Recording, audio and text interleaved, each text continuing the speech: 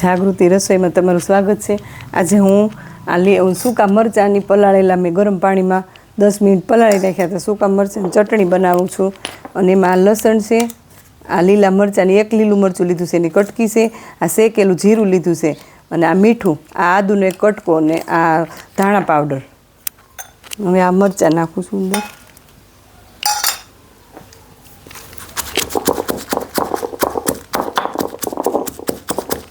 વાટી નાખીએ આપણે। પછી આ થોડુંક છે ને મીઠું નાખું ને એટલે જલ્દી વટાઈ જશે। હવે આપણે આમાં લસણ નાખીશું, અને આ લીલા મરચાં, શેકેલું જીરું, અને આપણે છે ને આમાં મીઠું પહેલાં મેં નાખ્યું હતું થોડુંક, એટલે થોડુંક જ નાખું છું। અને ધાણા જીરું પાવડર 1-1.5 ચમચી, અને આદુનો ટુકડો,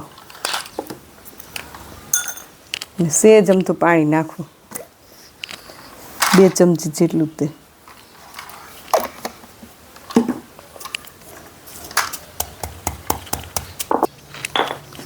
હવે આ બોટલમાં છે ને થોડુંક હજી પાણી નાખું છું, 2 ચમચી હજી, એટલે વટાઈ જાય જલ્દી।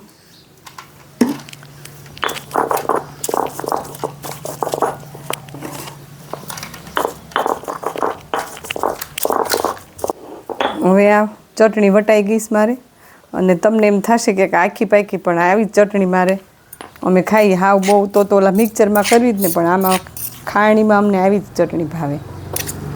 ભાખરી હારે, સવાર નાસ્તામાં ભાખરી હારે, ચા ને ભાખરી ખાઈને ત્યારે આવડું આ ચટણી હારે લઈ, બહુ સરસ લાગે છે।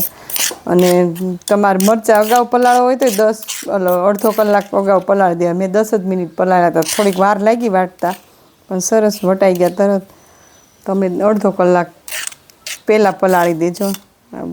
પલાળેલા મરચાં લાલની બહુ સરસ ચટણી બને છે। ચટણી તૈયાર છે। જો મારી આ ચટણી તમને ગમી હોય તો લાઈક ને શેર કરજો।